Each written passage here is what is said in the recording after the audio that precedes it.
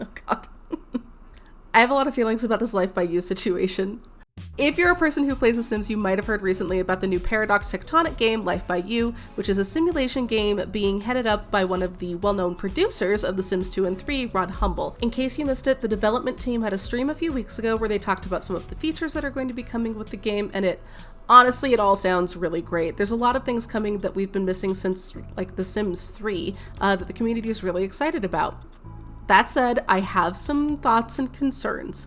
I know there's been several discussions recently, particularly on the Life by You subreddit, about the dialogue system and how that works, or the graphics needing to be updated. Those aren't actually the things that are my concerns. Most of those thoughts and concerns are really about some things that the Sims 4 community might not have thought about that might keep them from enjoying the game or being able to play it entirely. The first thing that I've really been thinking about is how mod-forward Life by You is being promoted. The Sims community loves mods. The Sims community creates mods in huge quantities and really good quality. That said, not all Sims players like to play with mods, and that's okay. Some people aren't comfortable installing them. Some people just feel like they don't need them in their game to enjoy what's going on, and that's great.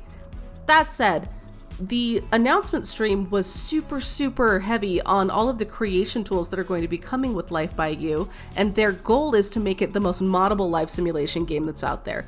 This is super big for them, and it's going to be a huge part of what's going on with this game. So, if you're a simmer that doesn't play with mods or doesn't have a lot of experience with them, you might feel like you're kind of missing out on what's going on there. Again, there is going to be a full game that's available. You might not need any mods at all to feel like you're getting your money's worth, but there's going to be a lot happening, and it's something that you might want to think about. The second big thing that's been on my mind is the fact that the game is launching in early access. A lot of Sims players are casual game players and might not have experienced an early access period with the game before. And part of what that means is that the game is going to be available starting September 12th, which is fantastic. But it also means that the game is coming out at that point in a state that is not finished. It will be missing features. It may be broken. It even says in the frequently asked questions on the Life by You website that your save games could be affected and you could just kind of lose them entirely. That is something that happens with early access games. Sometimes The Sims 4 has features that maybe don't work the way that we expect, or a pack that comes out that doesn't do what it's advertised to do, or even the base game when it came out didn't have some things that we might have expected it to have. Reaction wasn't great to that. The Life by You team expects the game to be in early access for at least 12 months, and by the time it exits that period, we could have The Sims 5 be imminent. We don't know how far along in development it is.